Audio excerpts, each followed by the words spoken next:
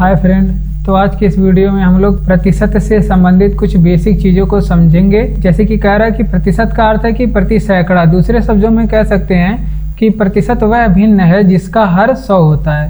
प्रतिशत वह भिन्न होता है जिसका हर 100 होता है। जैसे 10% को आप लिख सकते हैं 10/100, वैसे ही 15% को आप लिख सकते हैं 15/100। अगर आप और अपने मन से कुछ लिखना चाहें जैसे 2%, तो 2% को आप लिख सकते हैं 2/100। प्रतिशत हटेगा तो उसमें 1/100 का गुणा हो जाएगा। जैसे 3% को लिख सकते हैं आप 3/100। ये 100 कहाँ से आया? इसी 3 में 1/100 से गुणा हो गया है, तो इसको आप इस तरह से भी लिख सकते हैं। आगे कह रहा है कि प्रतिशत वृद्धि का अर्थ।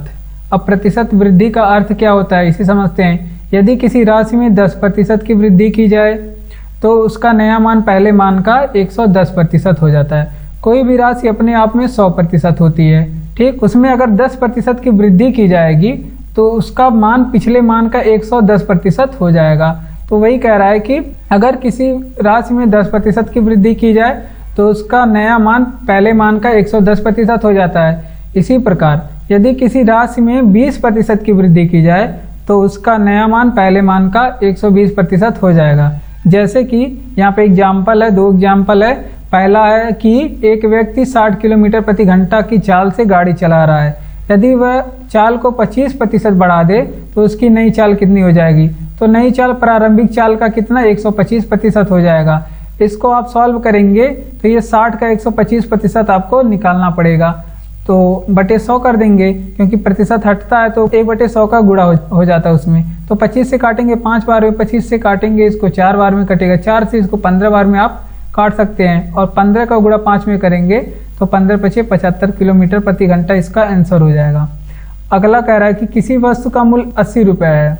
किसी वस्तु का मूल्य 80 रुपये, यदि मूल्य को 15% बढ़ा दिया जाए तो वस्तु का नया मूल्य क्या होगा? तो प्रारंभिक मूल्य का 115% हो जाएगा।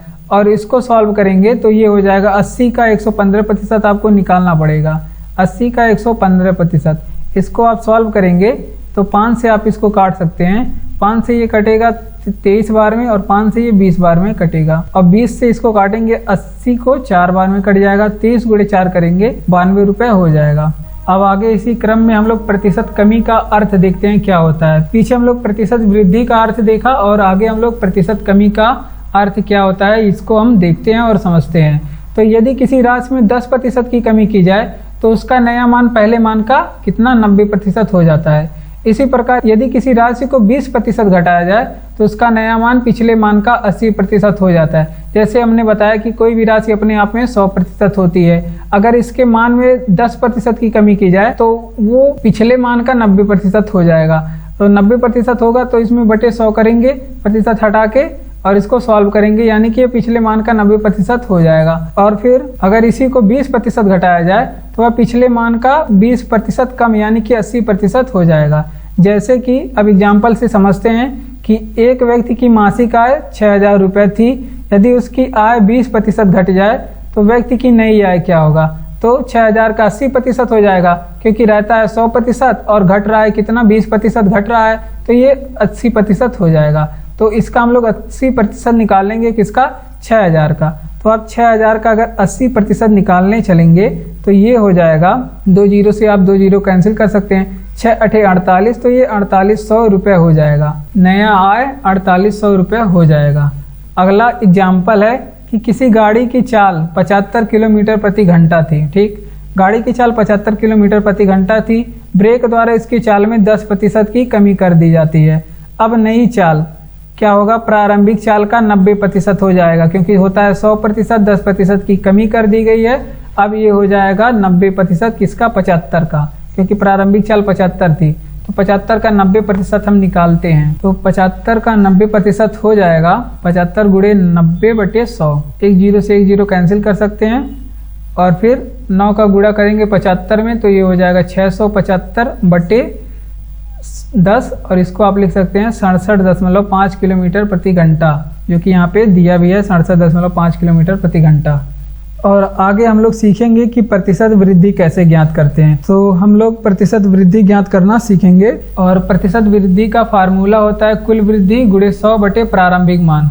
जितना वृद्धि हुआ रहेगा उसको लिख देंगे और उसमें 100 का गुणा करेंगे और प्रारंभिक मान जो भी दिया रहे उसको लिखेंगे। ये हमारा प्रतिशत वृद्धि निकल के आ जाएगा। जैसे क्वेश्चन है, कह रहा है कि एक व्यक्ति की आय 80 रुपया प्रतिदिन है, परंतु कुछ दिनों के बाद उसकी आय 96 रुपया प्रतिदिन हो गई। आप देख पा रहे हैं कि पहले 80 रुपया प्रतिदिन था, अब 96 रुपया प्रतिदिन हो जा रहा है और इसलिए उसकी आय में कितना 16 रुपये की वृद्धि हो गई। पहले 80 था, अब 96 हो गया, तो इसमें 16 रुपये की वृद्धि हो गई। अब इसे प्रतिशत में आपको बताना है कि कितने रुपए की वृद्धि हुई। तो यहाँ पे कुल वृद्धि तो 16 रुपये की वृद्धि है, 16 लिख लेंगे, गुणे 100 और बटे प्रारंभिक मान। प्रारंभिक मान पहले का मान लेंगे तो 80, ना कि बढ़ा हुआ मान लेंगे। पहले का मान 80 है तो यहाँ पे 80 लिख देंगे। अब 16 5 80 और 5 से 100 को काटेंगे तो ये 20 बार में कटेगा, यानी कि इसमें 20% की वृद्धि हो गई है। तो यहाँ पे भी वही किया है, 20% की वृद्धि हो गया है। अगला एग्जाम्पल है कि किसी वस्तु की कीमत 1200 थी, किसी वस्तु की कीमत 1200 थी, उसकी कीमत 1500 हो गई है। इस प्रकार कीमत में कुल 300 रुपये की वृद्धि हुई। तो इसको प्रतिशत में कैसे निकालेंगे? तो देखिए पहले 1200 कीमत थी, अब 1500 हो गई, यानी कि कीमत कितना बढ़ रहा है? 300 रुपया बढ़ रहा है। 300 बढ़ रहा है तो इसको 300 लिख देंगे और गुणे 100 और 100 से इसमें गुणा करेंगे। और प्रारंभिक मान कितना है?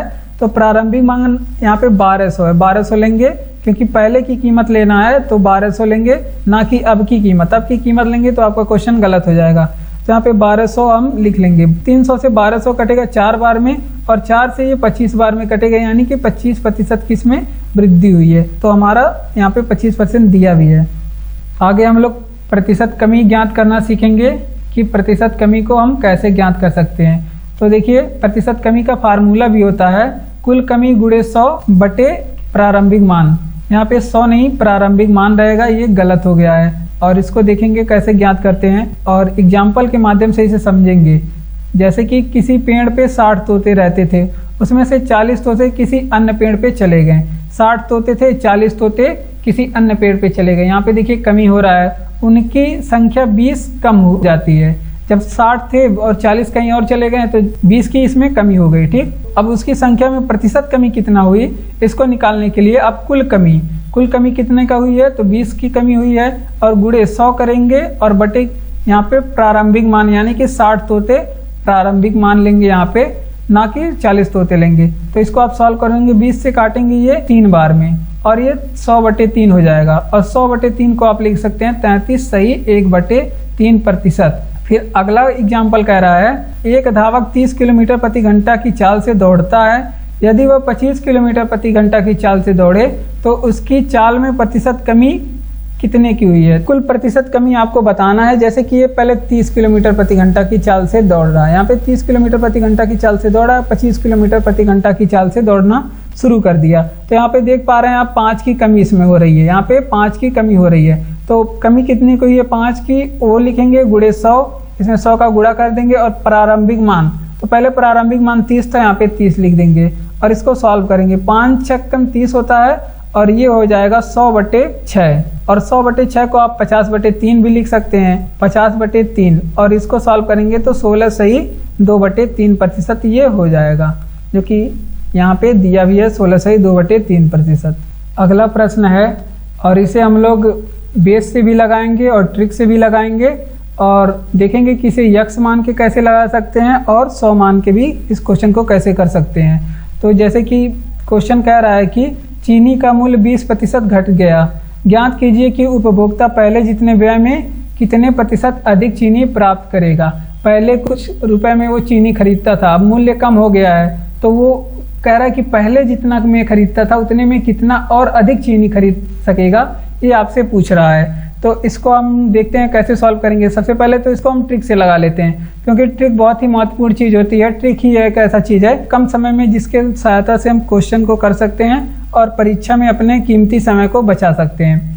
तो देखिए अब प्रतिशत वृद्धि या अधिकता का फार्मूला होता है 100 गुणे प्रतिशत कमी। तो यहाँ पे 20% की कमी हुई है क्वेश्चन में, तो 20 लिख देंगे बटे 100 माइनस प्रतिशत कमी। तो 100 माइनस प्रतिशत कमी है 20 की, तो यहाँ पे 20 लिख देंगे और इसे सॉल्व कर लेंगे, हमारा जवाब कम समय में आ जाएगा। तो ये 100 गुणे 20 हो जाएगा और बटे नीचे 80 हो जाएगा और इसे सॉल्व करेंगे हम। 20 से 4 बार में कटेगा, 4 से इसको काटेंगे तो ये 25 बार में कटेगा, यानी कि 25% अधिक चीनी खरीद सकता है। तो ये ऑप्शन नंबर पहला सही हो जाएगा इसका। अब इसी क्वेश्चन को हम लोग 100 मान के लगाते हैं। तो देखिए इसमें 20% घट रहा है, यानी कि 20% घट रहा है, होता है 100%, 20% घट रहा है यानी कि 80% ये हो जा रहा है घट के।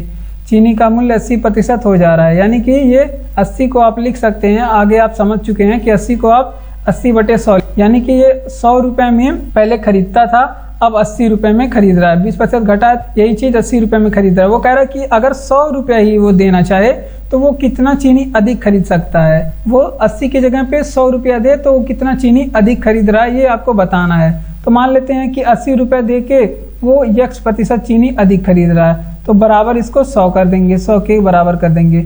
इसको आप सॉल्व कर सकते हैं, 0 से 0 कैंसिल करेंगे और फिर 4 से ये 2 बार में कटेगा, 4 से ये 25 बार में कट जाएगा और 2 से इसको काटेंगे तो 5 बार में कटेगा और 25 पंचे 125, x बराबर 125% हो जाएगा। अब यहाँ पे देखिए 100 से प्लस आ रहा है, 100 प्लस करके आ रहा है, यानी कि इसमें 25% की वृद्धि हुई है, मतलब कि 25% अधिक चीनी खरीद सकता है। अगर ये 100 माइनस करके आता, 100 से कम आता वैल्यू, तो वो दर्शाता कि इसमें उतना कम चीनी मिल पाएगा। यानी कि अगर ये 80 आ जाता तो यानी कि हम कह सकते थे कि 20% कम चीनी मिलेगा, लेकिन ये 125 आया है तो यानी कि ये 25% अधिक चीनी पा जाएगा उसी मूल्य पे। अगला क्वेश्चन है कि किसी वस्तु का अंकित मूल्य क्रय मूल्य से 25% अधिक है, उसे कितने प्रतिशत कम में बेचा जाए कि ना लाभ हो ना हानि हो। तो किसी वस्तु का अंकित मूल्य क्रय मूल्य से 25% अधिक है, तो उसे कितने प्रतिशत कम में बेचा जाए कि ना लाभ हो ना हानि हो। तो इसमें सबसे पहले हम ट्रिक से लगाएंगे, क्योंकि प्रतिशत कमी का यहाँ पे ट्रिक भी लिखा हुआ है, जो कि होता है 100 गुणे प्रतिशत वृद्धि। तो यहाँ पे देखिए 25% अधिक हो गया है, तो यहाँ पे 25 हम लिख लेंगे और बटे 100 प्लस प्रतिशत वृद्धि, तो 100 प्लस प्रतिशत वृद्धि तो ये 125 हो जाएगा। इसको आप 25 से काटेंगे, 25 पंचे 125, 5 से इसको 100 को काटेंगे तो ये 20 बार में कटेगा, यानी कि 20% कम में बेचा जाए तो ना लाभ होगा ना हानि होगा। अब इसे हम लोग बेस से कैसे लगाएंगे या 100 मान के कैसे इसको आसानी से लगा सकते हैं, ये देखते हैं। तो यहाँ पे देखिए मान लेते हैं 25% अधिक हुआ है, तो 25% का अधिक मतलब ये 125% हो गया है, और 125% को आप लिख सकते हैं 125/100 और इसको काट के और सॉल्व कर सकते हैं, ये 5/4 हो जाएगा, क्योंकि 25 पंचम 125 और 25 चौके 100, यानी कि पहले इसका क्रय मूल्य 4 रुपये था, क्रय मूल्य 4 रुपये था और उसका अंकित मूल्य कितना है, अंकित मूल्य 5 रुपये हो गया है। अब कह रहा है कि कितने प्रतिशत कम में बेचा जाए कि ना लाभ हो ना हानि हो, यानी कि वो कम में बेचने का मतलब क्या, 4 रुपये में खरीदा था और 4 रुपये में ही बेच दे, तब तो ना लाभ होगा ना हानि होगा। तो इसीलिए कह रहा है कि कितने प्रतिशत कम में बेचा जाए कि ना लाभ हो ना हानि हो, यानी कि अगर हम 4 रुपये में खरीद के ला रहे हैं तो 4 ही रुपये में बेच दें तो हमको ना लाभ होगा ना हानि होगा। 5 का मान लेते हैं X% में बेचे कि वो ना लाभ हो या ना हानि हो, 4 रुपये में खरीदा था और वो 4 के बराबर ही हो जाए। तो 5 से इसको काटेंगे 20 बार में कटेगा और 20 गुणे 4 करेंगे तो ये 80 हो जाएगा, यानी कि ये 100 से कम हो रहा है, होता है 100% और आ रहा है 80%, यानी कि ये 20% की इसमें कमी हुई है। फिर हमारा ऑप्शन नंबर फिर से एक बार ए वाला सही हो जाएगा, यानी कि इसको 20% कम में बेचा जाएगा। तो धन्यवाद, आज की वीडियो में बस इतना ही, और ख्याल रखिएगा, महिलाओं, बच्चों और सैनिकों का सम्मान करिएगा। धन्यवाद।